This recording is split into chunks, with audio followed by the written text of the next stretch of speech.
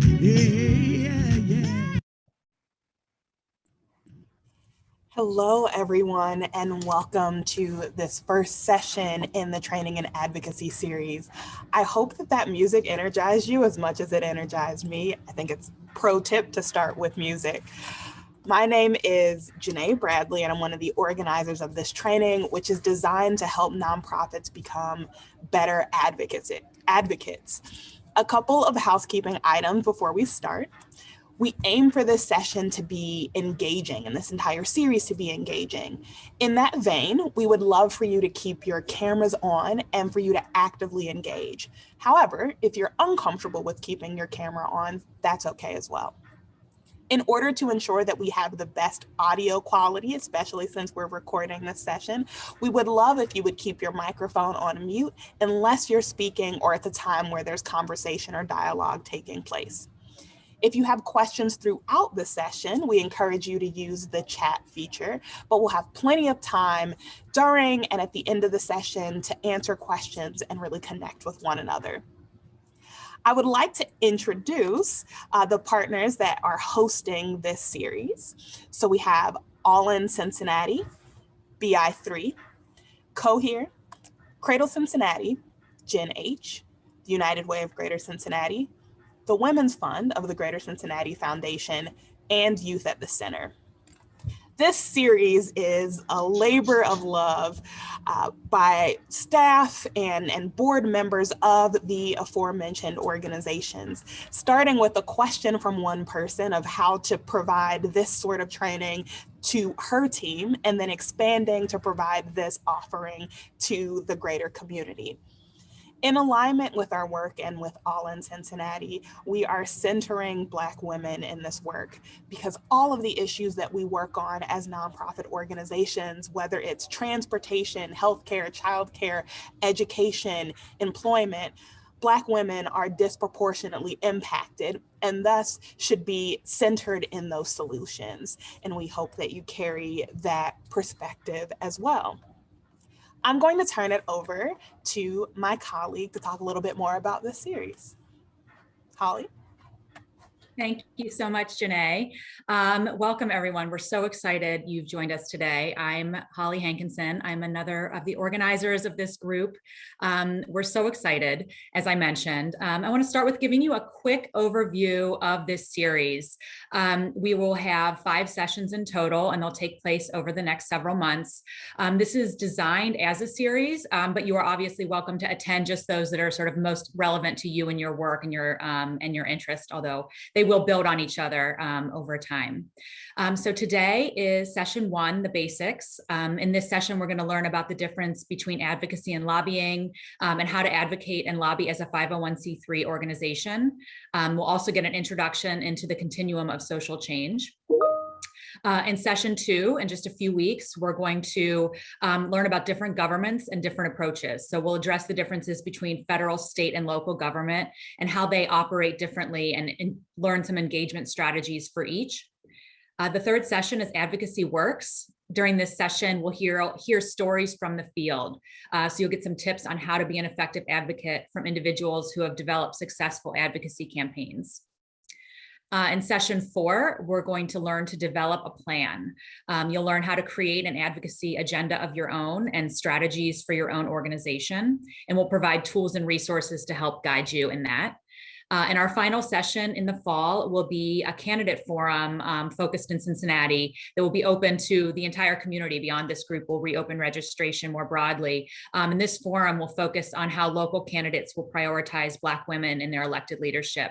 And we are hope that many of you will be actively participating in this forum as well. So we'll provide opportunities for that to sort of practice our advocacy skills there.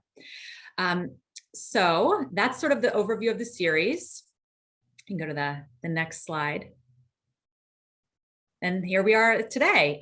So like I mentioned, today's session 1. It's going to be co-facilitated by Sean Jeffers from Youth at the Center and Mike Morosky from Cradle Cincinnati. And so I'm going to turn it over to Sean to get us started. Well, thank you so much, Holly and Janae, for kicking us off. And excited all of you have joined us today. So for each start of our series, we want to get a little idea of, who's in the room. So we're going to launch a poll, and that's just going to say, how are you connected to our partners? And also, where are you at in your own work around the focus for this series, around your organization, whatever organization or community you might be representing today, where you're at around advocacy, and also where your organization might be at in centering issues around racial equity.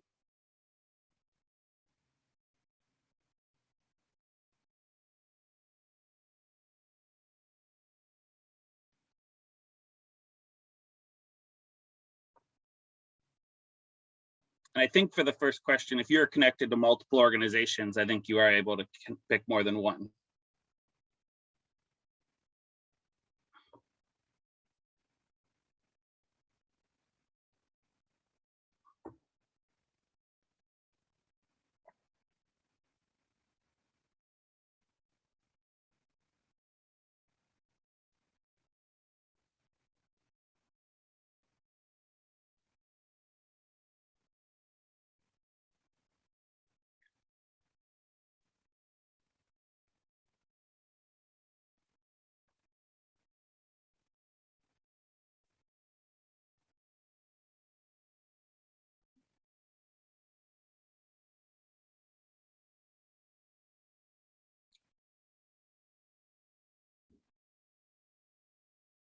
Got most folks in, give people another about 10, 15 seconds to get your responses in.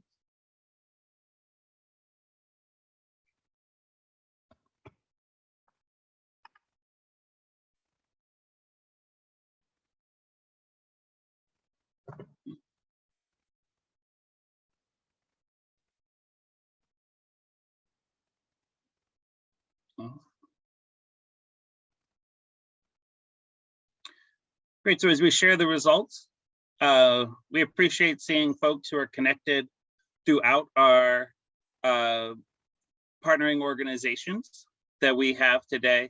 And hopefully as you go through the series and learn more about our partners and their work, you're able to get connected to other partners. Where is your organization at and related to advocacy? So got about a third of folks who have made real progress. Some folks who talk a little more than they walk,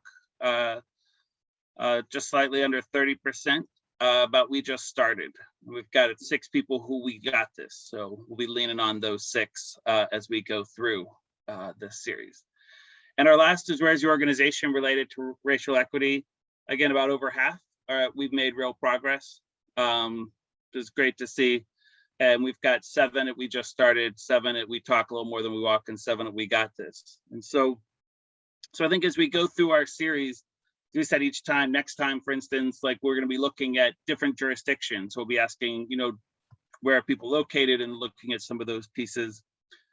But just want to, as we start off, recognize that each of us are coming to this work, bringing different skills, representing different organizations.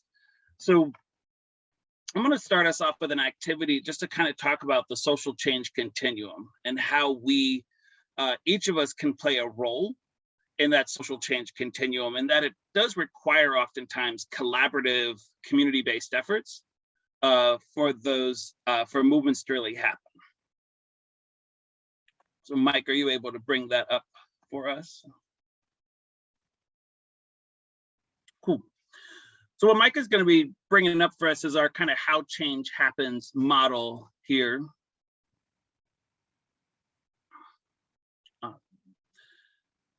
And so as we look at this model, a couple things to just have us thinking about is that there's a different role different people might play. And so in a second, as I'm describing these, to give us kind of an opportunity to connect with each other today, there's going to be a breakout room. And so as I walk through this continuum, just ask you to think about where might you feel most confident or most comfortable kind of creating change from at this point in the process. And you'll have a chance to drop into a breakout room and kind of talk with other folks. But if we think about creating social change, so, we started the left-hand side around service. And so service is addressing an immediate need in the community. So for a lot of our young people, there's a community service requirement, and there's an opportunity to go out and get exposed and, and learn about how an issue happens. So service is, for a lot of people, that starting point to sometimes recognize. So Brian Stevenson, the author of Just Mercy, talks about one of the ways we create really equitable change is to be proximate to the issues we're trying to address. And so service sometimes helps us starting to be proximate, starting to recognize what's going on. Maybe we're doing service around anything, so a lot of students maybe sometimes do a shanty town or do some kind of, go serve at a soup kitchen or something of that sort. And so that might be a service opportunity sometimes. And some of us, that might be where we're still comfortable, just saying like, that's where I feel like I can make the most change some days, is addressing that need. Some people then see that service though and says, why is there homelessness even happening? And maybe that informs activism, and they want to raise awareness about, about homelessness or about affordable housing or about some issue going on in our community. So this activism is really emphasizing urgency, draws attention to an issue. So it gets it on people's radars and willing to kind of do whatever needs to be done. So some of the folks on here, if you're thinking about this might be where you're at, if you're comfortable, activism doesn't always have to look like the bullhorn, but it's in a way of just getting that, on people's radars. Once it's on people's radars, people start to say, hey, maybe I need to learn a little bit more about this issue. So if we think about a year ago, what was going on in a lot of our country is that there was starting to be real awareness after the murder of George Floyd. And so there had been a lot of marches and protests and activism, and then people were like, I need to do some work. I need to do some work on my own self and like educate. And, so sometimes people do that education. And there's also individuals who are educators or doing that engagement about really increasing the knowledge of citizens. So they're informing them with maybe stats, figures, experiences, history around those pieces. So that really, that education engagement piece goes next. And that really starts to strengthen advocacy. When people feel like they have more knowledge, they want to hear the voices. Getting back to the Brian Stevenson idea, who is most proximate to the issues? How can we really lift up their voices and really center their voices? So Janae and Holly, as they were introducing today's series, said we're really focusing on Black women. So throughout this series, we're focusing on Black women. And one of the reasons why, and this kind of giving to an advocacy sense, is that when Policy Link did a report about the city of Cincinnati and looked in major policy areas, that Black women were the group that was most disadvantaged or most experienced the most disparities in terms of housing and education and economics and health that we were looking at in our region. And so with the advocacy, once you're hearing people's voices and hearing that there needs to be a change, this is then driving public policy. And this is kind of community will in action, really laying about creating a change. So I'll talk about a policy that recently happened just to give an example about how this can sometimes, we'll go back. Sorry, Mike, thanks. But just real quick is like, so a few years ago, and I know Mike, who'll be presenting throughout today, we'll talk about, he was advocating for as well, but there was a tobacco 21 about raising the age of to buy tobacco to the age of 21. So in the service sense, what could have happened is people are doing street cleanup and picking up, cigarette butts and noticing there's a lot of cigarette butts around schools. And maybe we should do something different. And then you get to activism, where then people in the activism sense are then saying, how do we raise awareness about, either encouraging healthy behaviors or, people thinking about, like throwing away cigarette butts or different things. Then you're getting the education about some of the role, and then advocacy about there's a lot of young people who were testifying for that policy. And then you get to public policy of the policy actually changing. But actually to implement policies, it also sometimes needs to work in reverse, is that once the policy is in place, you need advocates, you need education, you need activists sometimes to keep those policies in place and keep people actually, being able to follow them. So it really requires this collaborative approach in order to make change happen. So wherever you are most comfortable, just want you to spend a minute thinking about, is service the place you tend to move from? Is activism? Is it education? Is it advocacy? Or is it public policy? And so we'll be opening up breakout rooms. These are breakout rooms where you're able to select your own room. If you have difficulty or not able to select your own room, you can just put in the chat where you want to go and I can make sure you get there. We're just going to give people a few minutes to just have a conversation with other people who lead and just kind of talk about what are the skills or what are the experiences you have leading from that direction.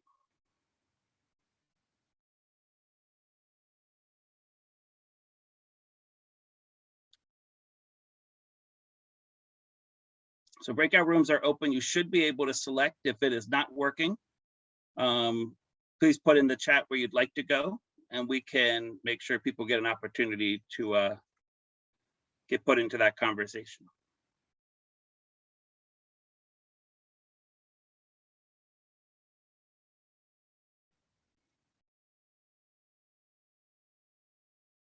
Gotcha, Kelly.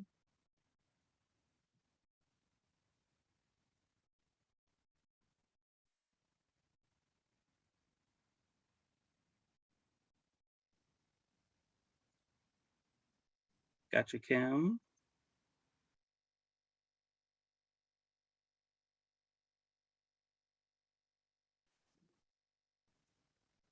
So gotcha, Amy. All right, Michaela.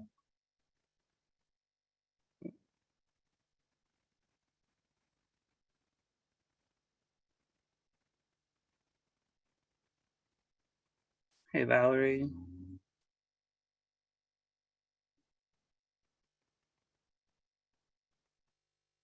Uh-oh, come back.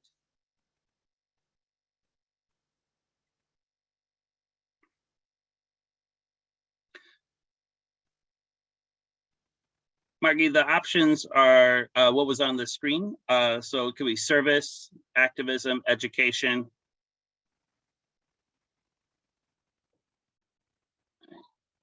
Advocacy or lobbying. All right, Kate, I got you for education. Allie, advocacy. Cool, Hope, got you.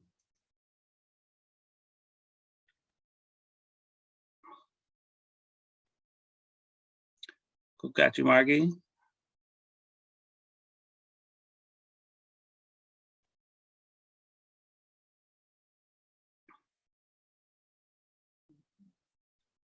Anybody here that I missed their request for a breakout room?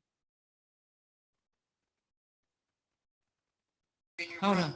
Me, I asked for advocacy, Melanie. Oh, cool. I see, got you, Melanie. Sorry about that. Here we Okay. go. All right, Okay. cool. Should see an invitation popping up there.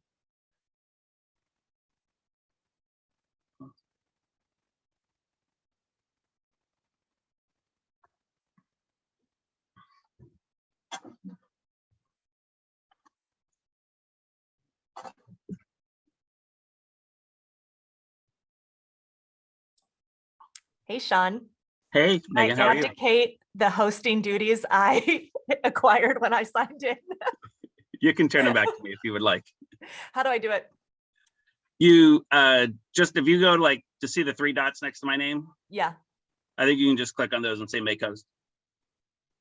there you go. It's like, why can't I participate in this poll? You can send me to a breakout room. I'll do the, yeah. I'll do the, what do you need me in? Public policy or Let's one of the see ones where further people right? at. Yeah. There's a pretty good break. That's impressive.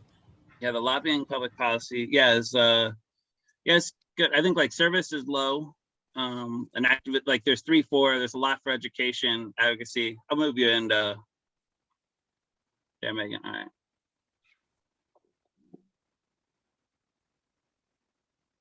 Okay, thanks. Cool. You're welcome. We gotta move. Oh, Claire just joined. I just admitted I Claire. know. Hey, Claire. Hi, so sorry to be late. My meeting went over. Yeah. Okie dokie.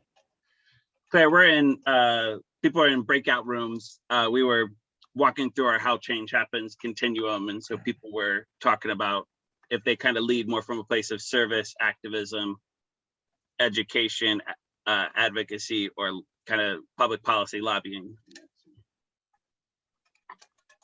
Ooh, Sean, is there like a worksheet that you did that from, or like I questions that you did. had Would people? you like I to can see the pull it up. worksheet?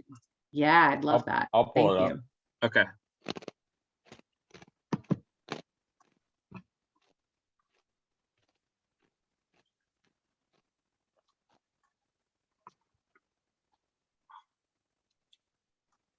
Yes, got you, Rachel. Thank you.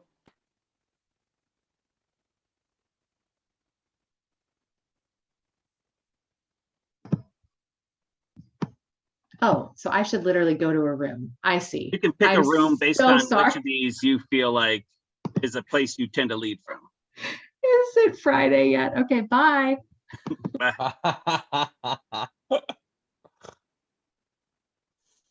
We'll get people-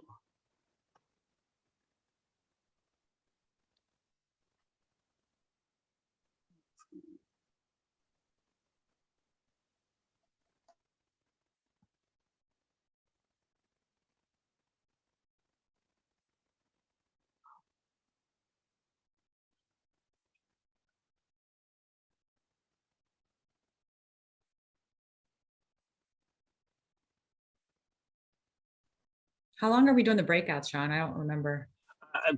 I'm just sending a note to them to say like 3 more minutes. Cool. I was giving a little bit more because activism, advocacy, I mean, is so large. So it was Yeah.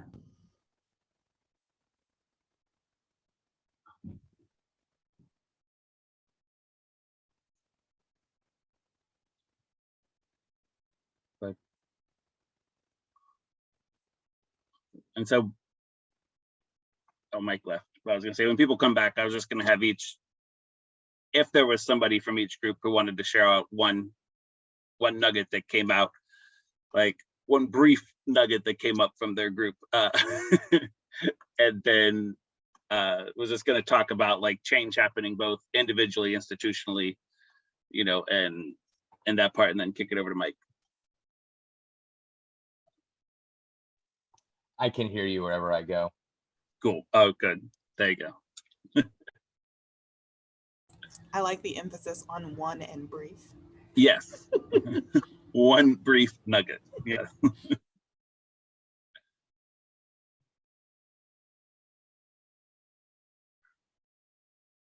Unrelated, Sean, I feel like you should hold a training on how to effectively facilitate a Zoom meeting utilizing all of the features. Like someone needs to get you to do this. Yeah. This is because I just sit on too many meetings where I'm like, no, it's because it's like you can do a lot, but sometimes it's just like people run a meeting similar to how they run, like, you know, like the PowerPoint with like nothing, and it's just like, oh. But like when people put like paragraphs on like one slide, and you're like, Which should never happen in any circumstance. right, like I can't read it. I'm sorry, like, like I'm sure it looks good, but I just can't. I can't read it. So one. All right, so we're gonna start closing out our rooms. And welcome Ursula and Amber, who recently joined us. Yeah. Hi, thanks for the welcome. Always good to see you. Yeah. Thank you so much. Glad to be here. All right, breakout rooms are closing and people will be back in the next minute.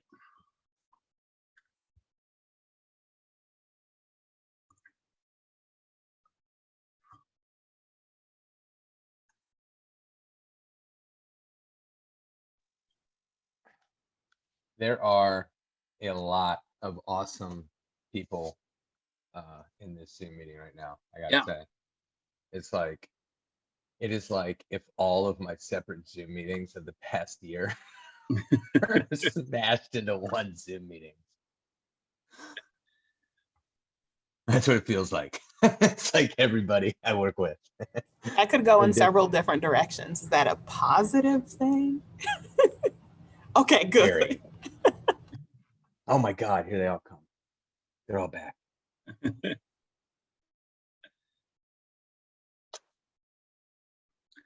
Awesome. Welcome back, everybody. We hope you had productive conversations. Although advocacy, you were a little large, so I don't know if everyone got a chance to check in, but want to just hear if somebody is willing to maybe share, like, what's one brief nugget that maybe came out from your group as you talked about how you might lead or contribute to creating change from your place.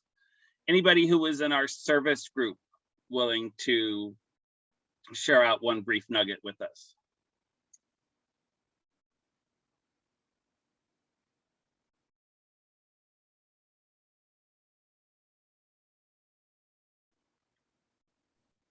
Hi, Leslie Stevenson here with the Greater Cincinnati Foundation. In our group, one thing that stuck out to me was the value of the perspective of the servers as it goes up or down the pipeline, if you will. One example that was shared was there is a community member who volunteers to do advocacy, and how staying intimately connected to the stories around service informs their approach. And we also talked about the level of comfort that there can be amongst partners when they're relationship building and connecting in communities, and how sometimes that might be a barrier to taking the next step towards engagement. So it's a really good connection time, but also brainstorming about next steps. Awesome. Thanks so much, Leslie. Good to see you. And somebody from our activism group, one person in activism willing to share out a brief nugget of something that came up in your conversation.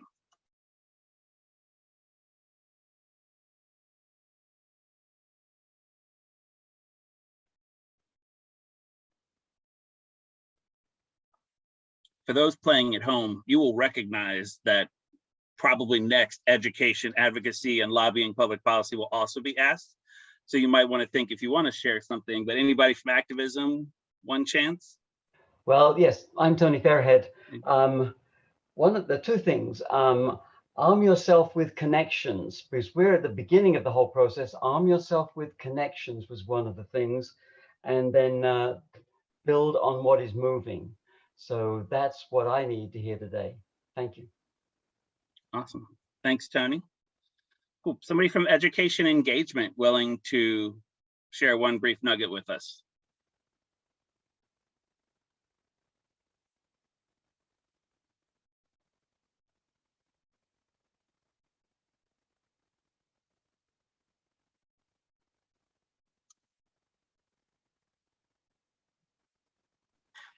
I'll chime in from our group. Thanks, Kate. Nobody asked me to, but I'll do it because silence makes me feel awkward. And I'm clearly suffering from probably recency bias here, but Claire from Greenlight mentioned that she really tries to help people connect sort of cognitive, intellectual thoughts or understanding with their affect, with their feelings, and that as a way to inspire folks to engage in advocacy. And I just thought that was a really beautiful way of explaining the space that education can have, or the position that education can have in this space. So that's what I took from our group. Awesome.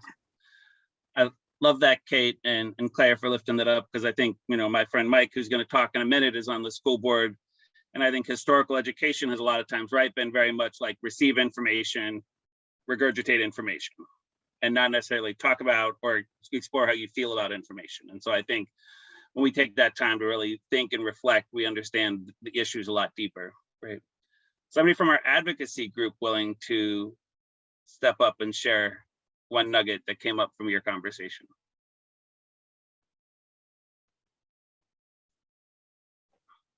Yeah, happy to. Hi, everybody. This is Lauren Bartose from the Health Collaborative.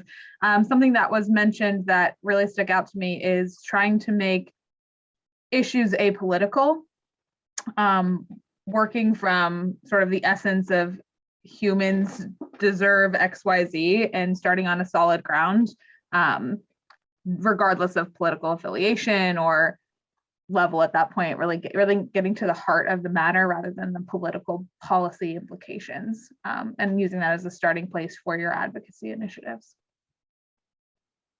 Awesome. Thanks, Lauren. And our last group, lobbying public policy group.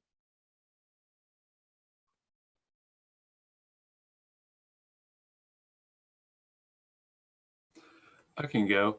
Hi, everyone. My name is Jared with Action Tank. A couple of things that struck me. Lauren mentioned she gave a story of someone that she knows who says they never try and tell someone what they should believe, but rather framing the conversation or their perspective and using language of that person that they might be using to try and fit whatever narrative they have in their mind.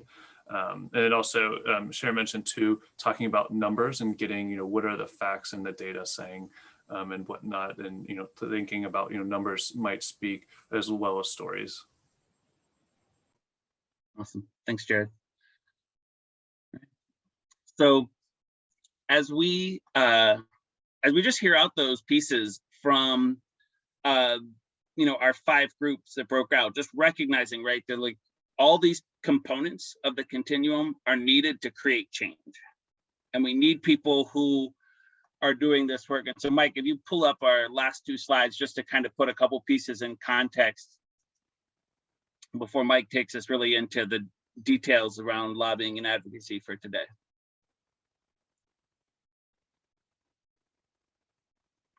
So one of the things we just want to recognize, right, and many of us have probably seen some version of this tool, but as we're really thinking about issues as well, really where are the issues at in a systemic place? And so over the last year, there's been really a look, I think, both because of the pandemic and also because of really the emphasis on, really exploring and understanding systemic racism and what can be done about it. That's just an individual, right? That's like, what's going on inside of me in situations? And so each of us brings our own beliefs, biases, experiences, backgrounds to dynamics. And then that interpersonal, what's going on between me and the people I'm working with, serving with, doing activism with, educating, or, engaging, advocating on behalf of public policy.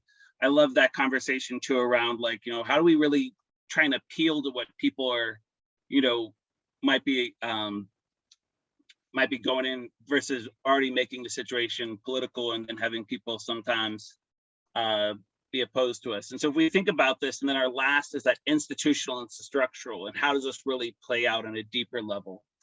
Anybody who's had an opportunity to go through the Racial Equity Matters Institute, that Michael Coffey has been coordinating the REI talks down at Greater Cincinnati Foundation. They talk about this idea of the fish in the lake, right? That you have this idea of like, you walk by a lake one day and you see a fish belly up and you say, what happened to that fish? And so that is an individual reaction versus the next day you walk by that same lake and you now see 100 fish belly up. You're like, what's in the water? And so we're starting to really think about what's institutionally, what's structurally going on that is causing adverse outcomes for some individuals. And so just like we have different ways in the continuum, just recognizing that as we're going through this piece, that the individual, interpersonal, institutional, structural items kind of come up. So our last slide then just kind of puts these 2 together just to give us a visual just around that service starts in that individual, and there's ways that each of these can play out in each of those aspects, but going from more about how are we making an individual impact, sometimes more to that broader institutional impact. So as we're going through not only today, but this series, just wanting to think about, as we started today, what can each of us individually contribute? And then collectively, what can we do both with our work at our organizations? And then as we're going even towards that, council candidate forum at the end, will be happening in September, October timeframe. How can we really start to like take the issues we're passionate about and starting to give voice to them through this series? So that's part of our hope, is just being able to say, how do each of us plug into doing this work? And so with that, I'm going to turn it over to Mike, who's going to walk us through a little more nuts and bolts of what we can do legally sometimes to advocate and lobby. Awesome. Thanks, Sean. Can everybody hear me? Good. So you see me looking around, I have my phone over here so I can see people.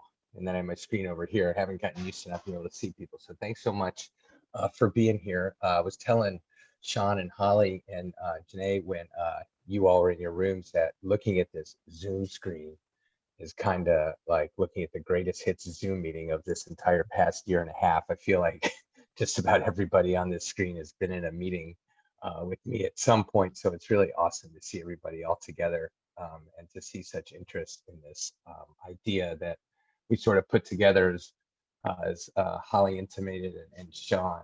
It kind of started with Kiana Trebu reaching out and Denisha Porter and talking last summer, and it turned into this. So grateful that you're here.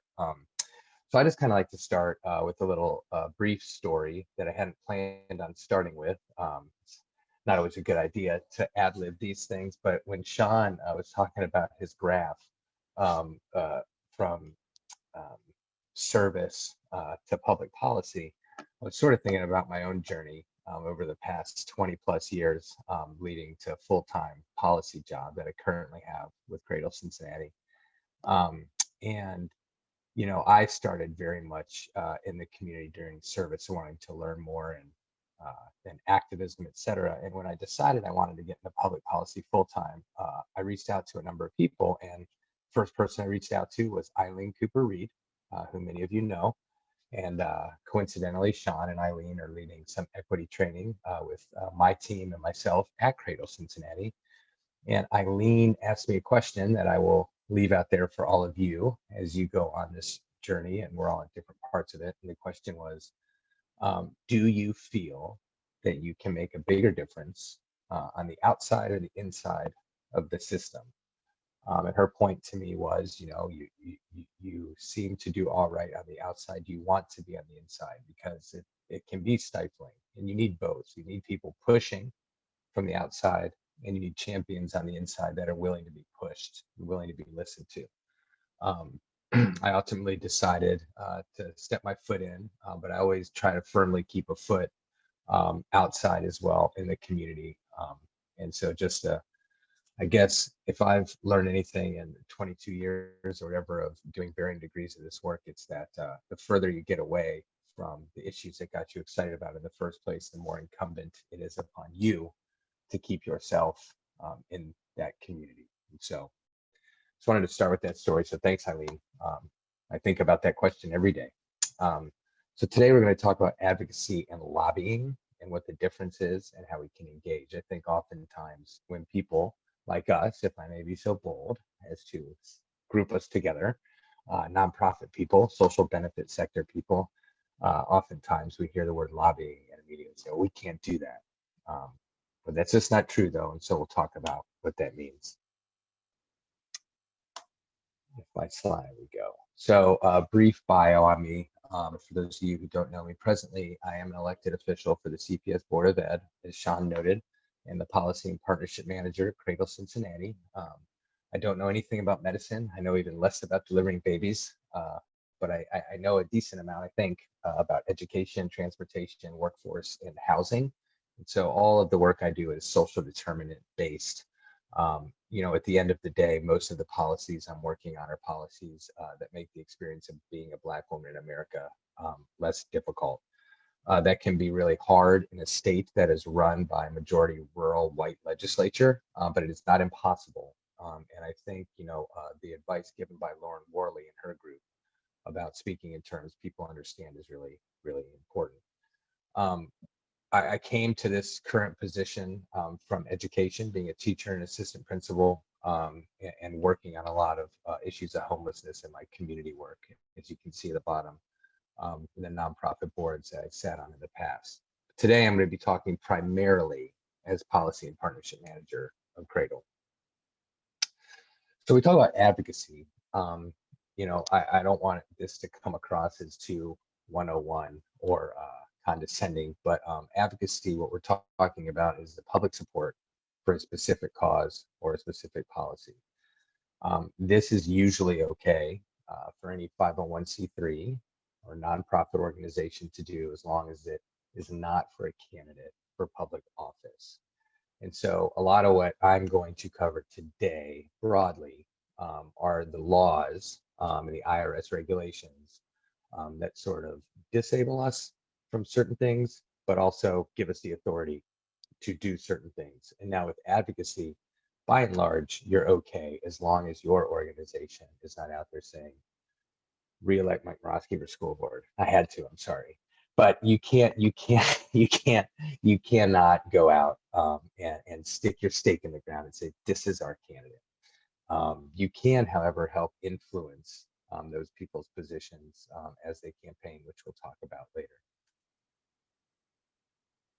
Now, lobbying, I feel, as a registered lobbyist with the state of Ohio, as I am, I feel that that term kind of has a bad rap, and I get it, and I think it may be born out. I may be assuming some things, but I think it's born out of the fact that most of the high-powered, high-dollar lobbyists that impact laws and regulations tend to be folks who are not part of the social benefit sector. They tend to be more part of like big oil, big companies, big pharmaceuticals, these things that a lot of our organizations are actually working to kind of, combat, quite frankly, at least the social ills that may be associated with them. But lobbying at its root is not, in my opinion, at least, a nasty word. It is simply the act of seeking to influence an elected person to vote one way or the other, or to submit legislation in favor of a specific issue. These could be new laws, a change in laws, etc. The example I have up there, a lot of what I've been spending my time doing as policy partnership for Cradle. The state is in a budgeting cycle this year. Every 2 years, the state of Ohio sets a new budget. And this year, a lot of what I've been spending my time is looking at affecting Medicaid to include coverage postpartum for a full year. I'm happy to say that as of yesterday, it is still in the budget. But now the Senate and the House have to meet back together to rehash out where the budget has landed. So hopefully it'll stay in the budget. It would be transformative, in our opinion, for our moms. And so that there is an example of a person at a nonprofit, me, attempting to influence legislators to vote a specific way. I've been spending a lot of time on this issue this year. Now, rules for lobbying. You can screenshot this if you want. You can go to irs.gov to look up any of this. Anytime you see quotations on this presentation, it's going to be coming directly from the IRS. And so rules for lobbying, you probably, hopefully already read this slide. I don't like reading slides to people. It's kind of insulting, I think. As a former teacher, I learned not to do that. You'll see this definition, though, is kind of funny. At least I think it is. It's really ambiguous. You can engage in some lobbying, but too much is no good. And so that's kind of left up to interpretation, I think. But I'll just give you an example of what I do. So I have to register my lobbying activity quarterly with the state of Ohio. And just to give you an idea of how much I'm actually lobbying for laws, it's anywhere from 0 to 3 engagements per cycle. I don't know if there is a magic number. I would imagine if you were lobbying every single day on behalf of a nonprofit organization for 3 months in a row, that the IRS may knock on your door and say, hey, this is a little much. And so while that is ambiguous, it does leave the room for our organizations to lobby on behalf of things that we think will help our cause and help make society better for the people with whom we're working. I apologize that this might be a little small, but this would be a good one to screenshot too. If your agency— Hey, Mike. Yeah. Sorry, I didn't mean to interrupt you. There's a question in the chat. I just thought maybe Okay. it would be a good time to pause and address the question. Perfect. It's from Yep. Patrick. He asks Yeah. how you're defining engagement. Sure. So that's a great question, and it's not really my definition as much as it is OLAC, and so this is a good time to actually have this slide up. So OLAC is the Ohio Lobbying Activity Center, and if you register as a lobbyist, it's actually the perfect question for this slide. If you go to the trouble of registering as a lobbyist and paying the fee, and then quarterly you go in to log your engagements, they sort of walk you through it. And there are two different kinds. There's legislative and there's executive engagements. And executive would be anyone in administration. So if you're talking to Ms. Corcoran, who's the director of Ohio Department of Medicaid, that would be an executive engagement. If you're talking to Senator Stephanie Coonsey, for example, who is an elected state senator, that would be a legislative engagement. And what they define as engagement is anytime you're talking to one of these people to influence some sort of outcome. So if I'm talking to Ms. Corcoran and I'm advocating that she reimburse group prenatal care at a higher rate, I would have to register that as an engagement when I file my lobbying activity. If I'm talking to Stephanie Coonsey, state senator, about introducing an amendment regarding non-emergency medical transportation, for example, I would then have to register that. Does that make sense? And I can't really see the chat, so okay. And so that's what they mean by engagement. And then you also, when you go and register, if you spend any kind of money on these activities, my general rule of thumb is I don't ever spend money on these activities, i.e. taking people out for or anything like that. You can, and you just have to say how much it costs. I just stay away from it and don't do that sort of thing. I just meet with people in their office. If you're meeting with the governor's staff or the governor himself, that would be also executive. So those are the two different branches you can lobby at the state level. If you desire to do that, your step-by-step process is right here. It's this easy.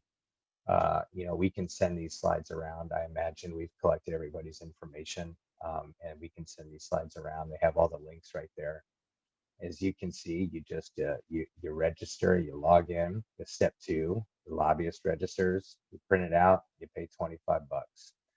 You also will want to register your agency. So if Holly wanted to register as a lobbyist, Holly would also register the Women's Fund and the Greater Cincinnati Foundation as an agency to make sure everything is on the up and up. And then you'll see there the registering your activity on those dates. It's maybe a little more granular than anyone needs, but I just wanted to let you know that it's really not that difficult to register as a lobbyist.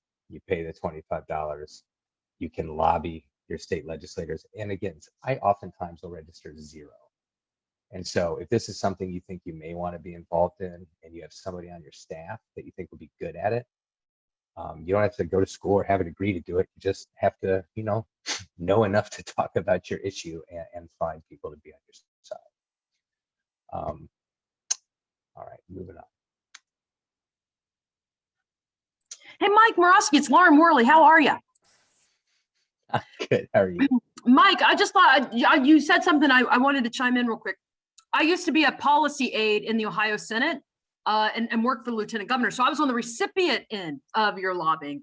And one of the benefits of you just mentioning being a registered lobbyist is policy aides actually use that JLEC form to see who cares about these issues. So if I was trying to, let's say I was a Democrat trying to line up policy or a testimony on a bill that maybe you might not even know is coming, I might be scanning down those, or maybe I'm trying to find an opposition to a bill that my boss is trying to fight.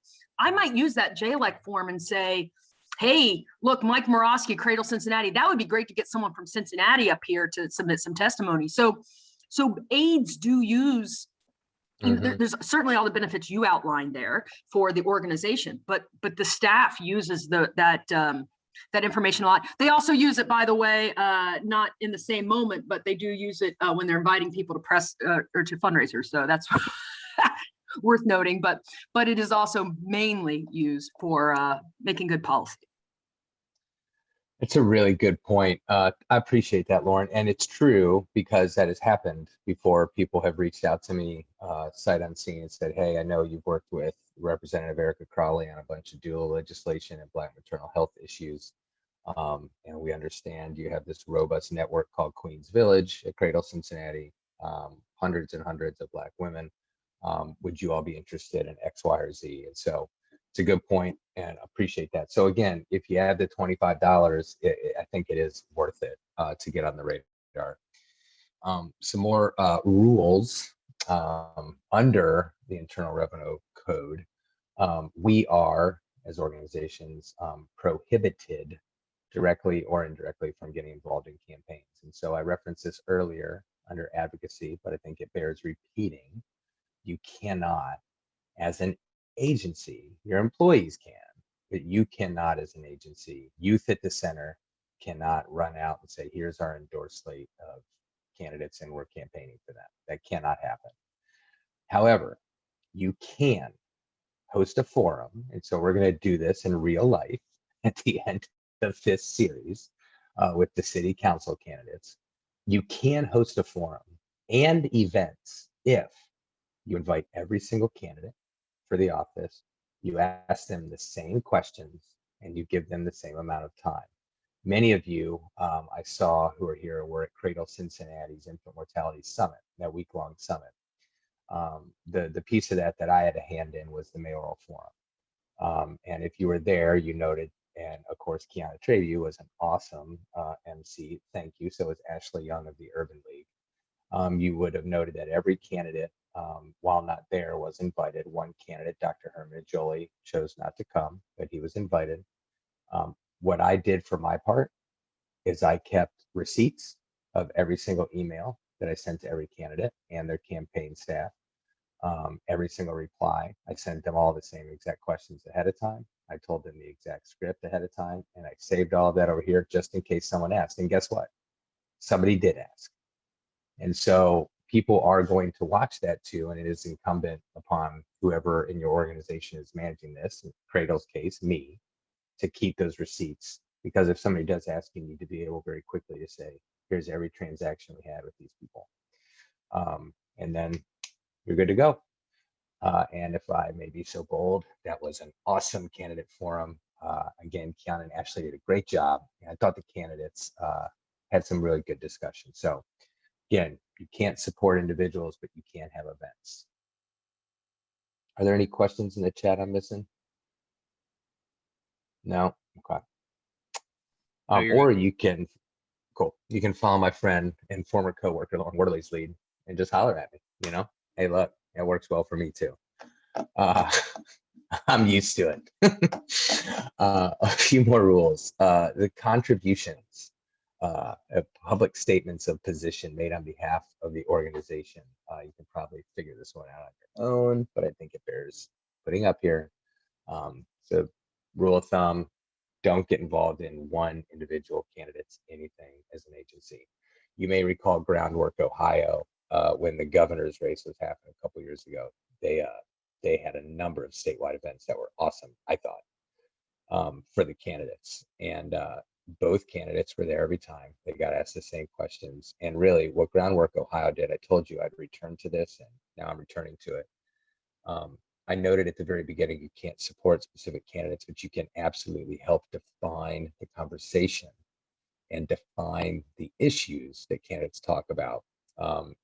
If you're smart about it. And Groundwork Ohio, in my opinion, did that by making children, childcare, investment in early education central to the governor's race. Similarly, with the group that is on this call right now, if I may be so bold, I feel that this group, to Holly's point at the beginning, we are all spending a lot of time centering Black women and making decisions that center Black women and move society forward for Black women at our organizations. And this time, you know, city council, just about every single seat is up. There is one duly elected incumbent and another incumbent who was appointed. 7 other seats are wide open, and the mayor's seat is wide open. There is more of an opportunity now than since I've lived here since 1997 to define the issues and force the conversations that we're having at our organizations. I truly believe that. Sean Jeffers and people here who know me very well know that I'm not full of Pollyanna or a whole ton of silver lining, but I do truly believe that we have the power to define the conversations. And so that's powerful. And I think Groundwork is a great example of that too.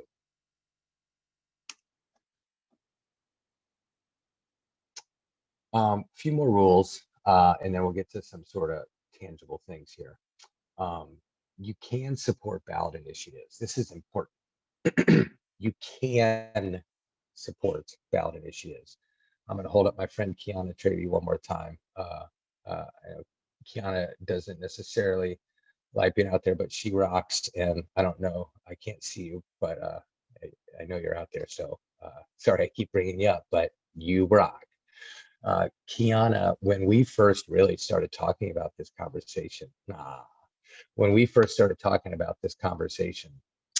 it was Kiana was really interested in the health collaborative before she moved to BI3, getting involved in the transit levy, issue 17.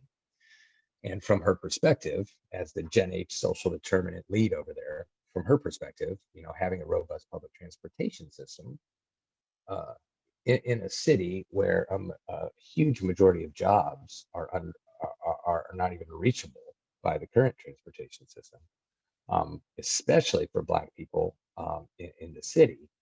In her opinion, this was a public health issue, and she was right. And I remember, if I may, Kiana, recall our conversation, I remember that there was some pushback because people, again, assume if I'm in a not-for-profit, I can't even talk about politics. That's not true. And so the Health Collaborative did publicly support that issue, which was awesome. And it passed, of course, and it's going to be hopefully a brighter new day. But I really want to beat this point home, that it is okay for your 501c3 to support ballot initiatives, state constitutional amendments, the city charter amendments, bond measures, etc. When Cincinnati Public Schools put $1 billion bond issue on the ballot for our facilities master plan, every organization on this Zoom right now benefits from better educational facilities. Our families do. And so that would have been an example of something that would be okay to support. And why is this, though? We see the next bullet. The IRS believes this is okay because this, quite frankly, helps create better systems and better infrastructures for the communities we serve. Cradle Cincinnati should be able to support a ballot initiative for group prenatal care. That would never happen. But for example, something like that. The issue 17, there's a great example that helps our moms get to prenatal care appointments. So a few strategies. I'm no expert, far from it. But if I may, I'm going to kind of talk with both my hats on for a minute. I have a weird profession in some respects because I'm a registered lobbyist and an elected official. That Venn diagram is interesting at best. And I was just talking to my wife before this presentation, and also I have to pinch myself that I've been afforded the opportunity to do this kind of awesome work with these awesome people on this meeting today. But I think I have some strategies that may be useful. And first, and Holly's going to cover this in her session, the next session, which is the different levels of government. And I think people might take this for granted, again, not to, talk down to, but I think you really need to identify which level of government you want to lobby or to advocate. Oftentimes, people go straight to city council, for example, on an issue that may be better off at the state house. Or people come to the school district for an issue that's better left, to the mayor's office. And so identifying which level of government your issue resides in is key. And one of the easiest ways to do that is where is the money coming from? As crass as that sounds. The state is healthcare and education. The city is potholes and trash and cops and fire. And the federal government is war. That's extremely reductive. I realize that, but it's a good way to think, where do I need to put my efforts?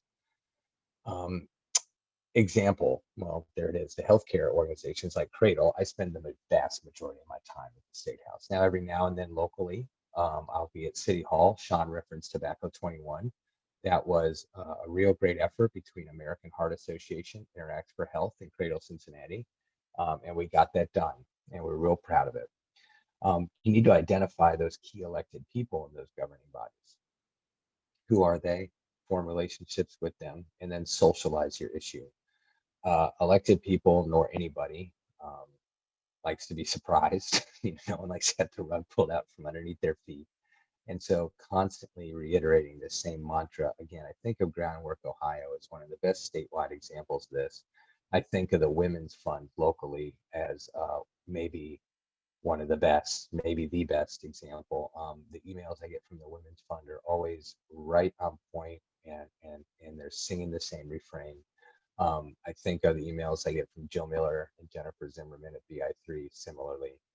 Cradle Cincinnati, if I may, our team we're staying on message, and that's really important so people know who you are. And then Lauren Worley's point of the aides or the legislators themselves going down the list and saying, those are the people that talk about equity in the workplace. Those are the people who talk about this. Those are the people who talk about that. It's important.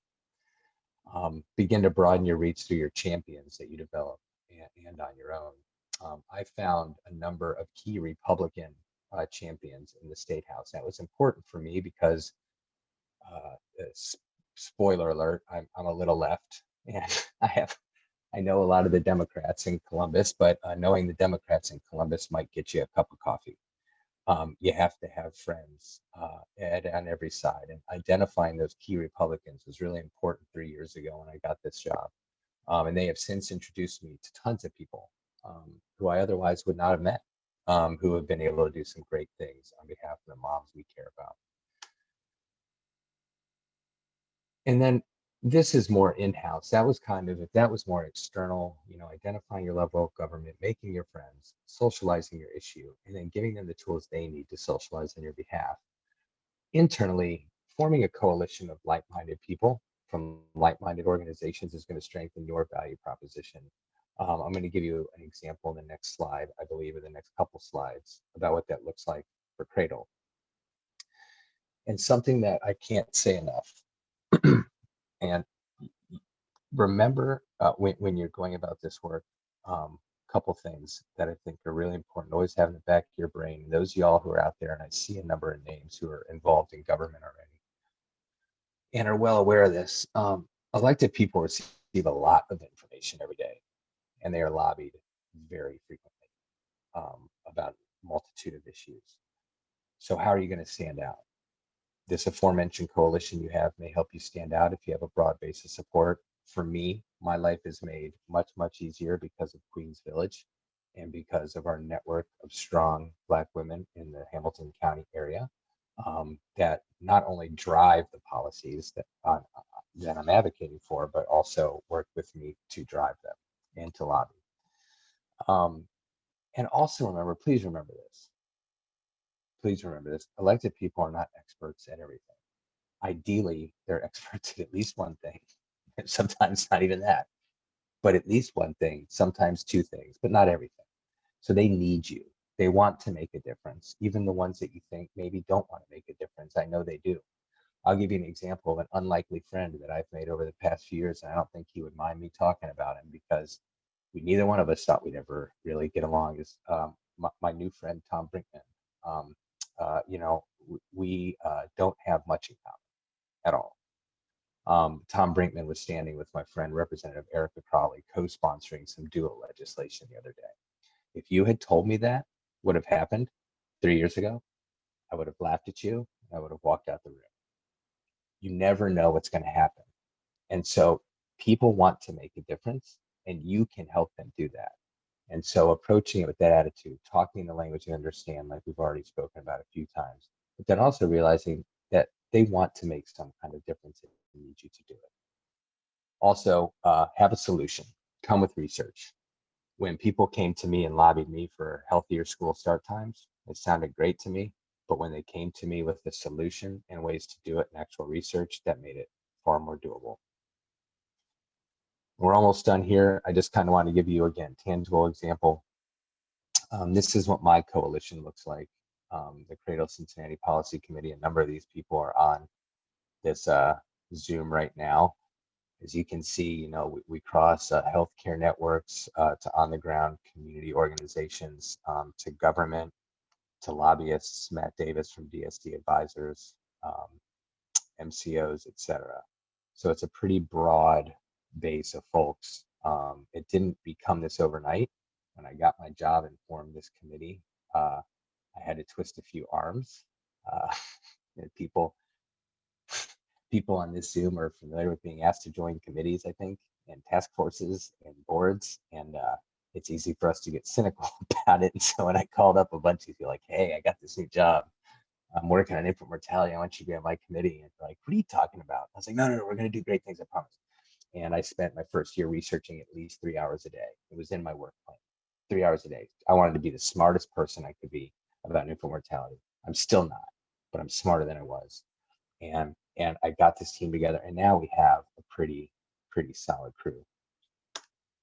That being said, and you don't need to read this, we'll send these around, but it was important once our team got bigger and stronger, it became important for me to define it and define our work.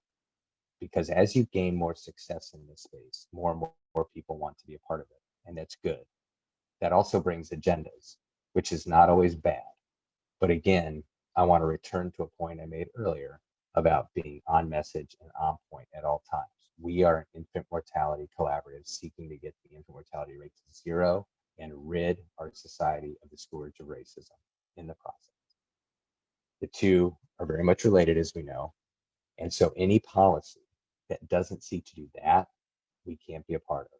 For example, we might want to say, let's give housing to everyone. We know that that's good, but we need to keep our issue on pregnant moms who are at risk for having an infant death.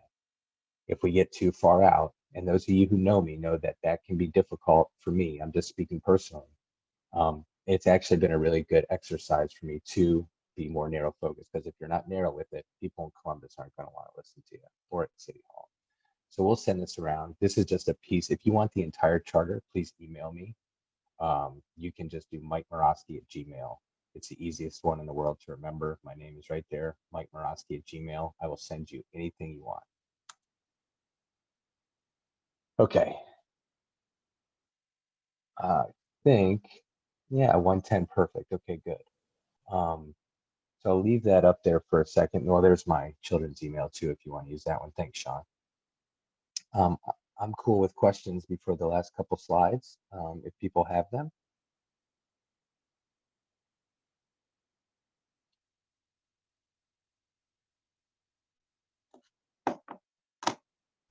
And if they don't, that's good too. Yeah. If you have any questions about lobbying or advocacy or the things Mike talked about, feel free to either come off mute or put them in the chat.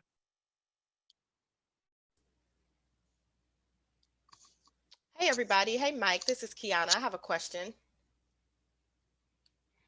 So thinking about advocacy and thinking about all of the various topics and issues that people can get really passionate about, what's a strategy for organizations to take to really kind of hone in on what's in and out of scope for them?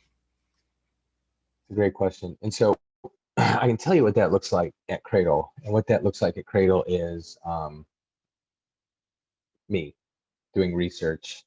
And then in our charter, when we started again, realizing we were having some success and there was the danger of potentially going off the rails, that can happen, right? Because particularly if you give a well-meaning legislature this idea like, hey, this is why, let's say, the doula legislation, for example, this is not happening, by the way. Erica Crawley and Tom Brayton's bill is great.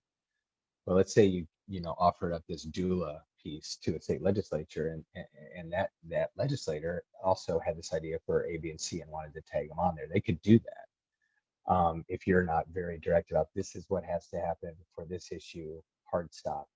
And so, Kiana, what I did after the first 2 years, or first year and a half of having my job, again, the process was Cradle didn't have this position. It was part of their strategic plan, their 5-year plan, which is coming on its 4th year now, was to have somebody do this work. And so they tasked me with researching and bringing ideas. And I did. And I had a short list of ideas that the policy committee works on. But then as we started having success, it did become important to formalize that process, far more formal than Mike Morosky said, this will be a good idea, and he's got somebody that'll write an amendment for it. And so when we did that, we just created essentially a hierarchy where I will bring a menu of items to our leadership, Dr. Jim Greenberg, the Perinatal Institute at Children's Hospital, and Dr. Elizabeth Kelly of UC Health and the City Health Department, and then of course Ryan Adcock, who's our executive director. They'll vet those policies. and decide whether or not to approve them. One more piece, though, that is important, and this is, again, I referenced this earlier, and I'm super grateful for it. Before that process even starts, I have the Queens Village Network and Cradle Cincinnati Connections, our team of community health workers and social workers out in the zip codes where the rate of infant mortality is highest, working with moms. And I've got a couple of those moms on my policy committee as well. And so that's really where the ideas start. And then the ideas would come here.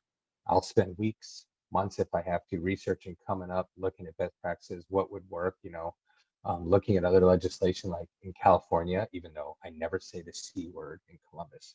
You don't want to talk about California in Columbus. They don't care about California. But I found out that they were mandating implicit bias training, for example, for every perinatal worker at state-funded universities and colleges. I'm like, that's interesting. I don't know if there's an appetite in Ohio, but how could I help create an appetite? But anyway, ultimately then, Kiana, it has to be checked off by Elizabeth, Jim, and Ryan. And so we did have to formalize the process. But, and I'm going to say one last thing and I'll stop. And I'm not going to say this just because it's the way we did it. I actually, in retrospect, I think it was a healthy way to do this. I don't know if I would start with like that super formal charter. I think I would start with like let's feel this out. What works for our issue? What matters for our team? And let those people sort of be creative with it, because I think that process is what really made being on the policy committee. And there are a number of my policy committee buddies on this, so I hope they feel as positive about that committee as I'm talking about it. But I think that's what made it attractive to be a part of. Is we're like, let's go get it. We're gonna go do it. And then as it started to get more bona fide, it's like, all right, we are doing stuff. And then we started tightening it up. And I think it was nice because the people who are still in the committee that were there at the beginning, and I got like 3 or 4, have a lot of buy-in because of that creative process. That makes sense? A little bit? Yes, thank you. You're welcome. About 10 minutes remaining. If there's any other questions, you can put them in the chat or come off mute.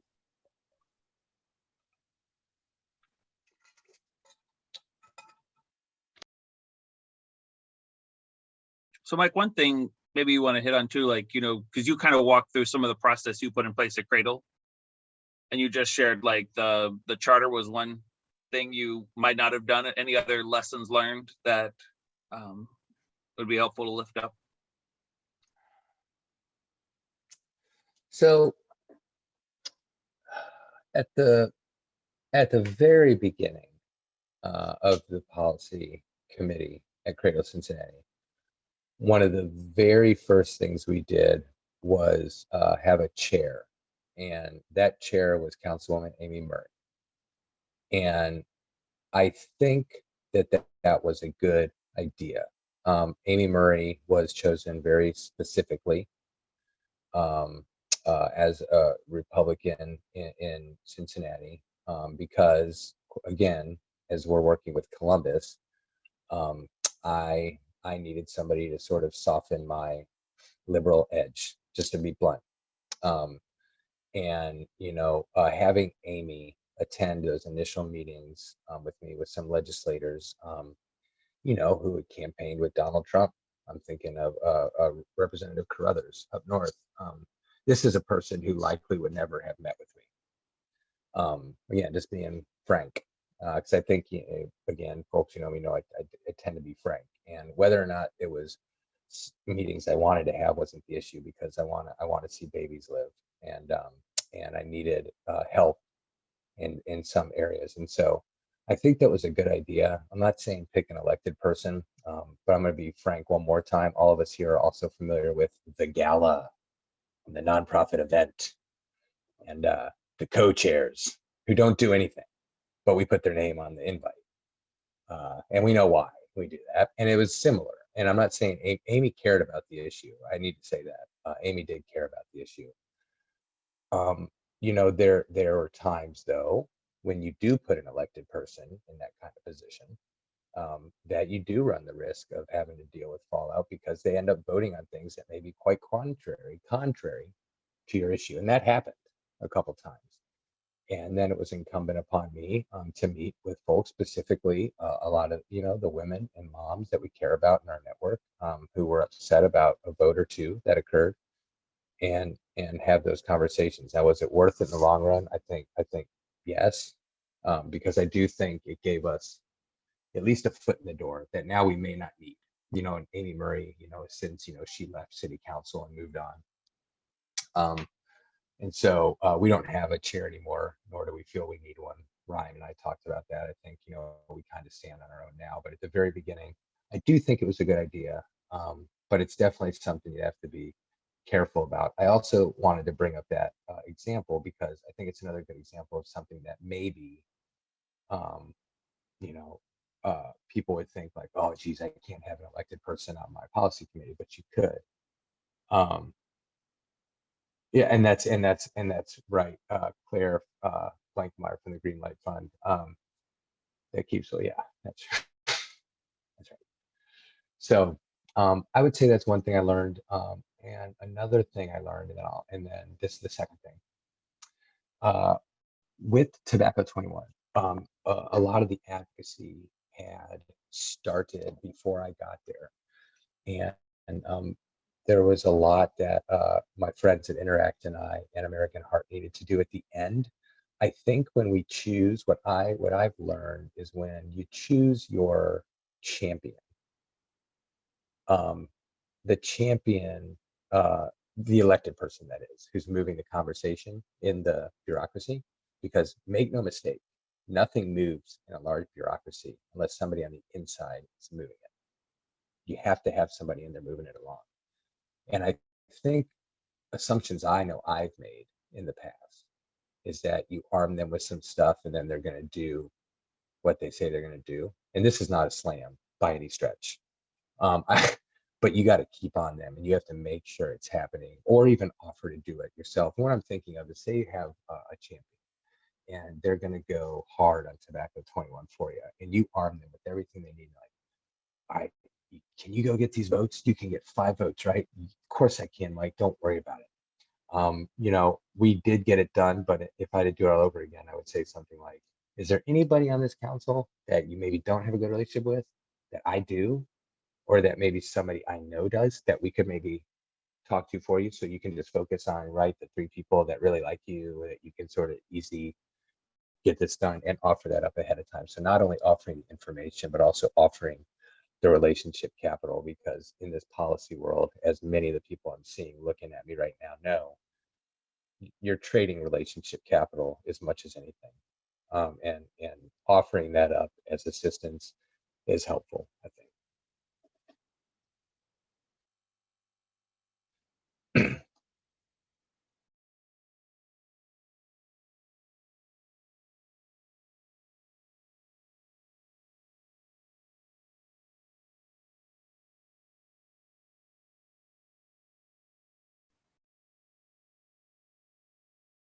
Any other questions?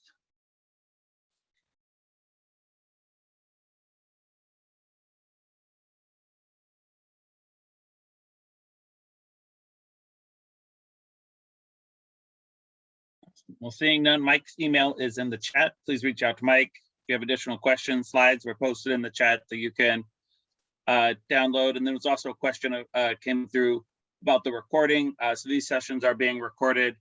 And I think we settled that they're going to be on the Women's Fund. Since Women's Fund is setting up, the communication will be on their YouTube. But in future emails, we'll be sending out the links that if you wanted to either look back at what Mike was saying or share with somebody else who's maybe interested in joining us for the future sessions.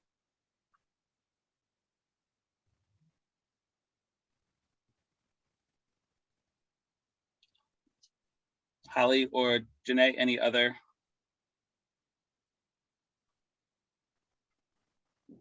No other comments.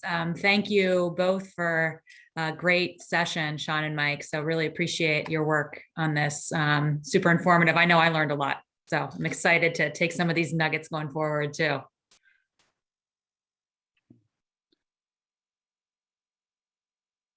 Awesome.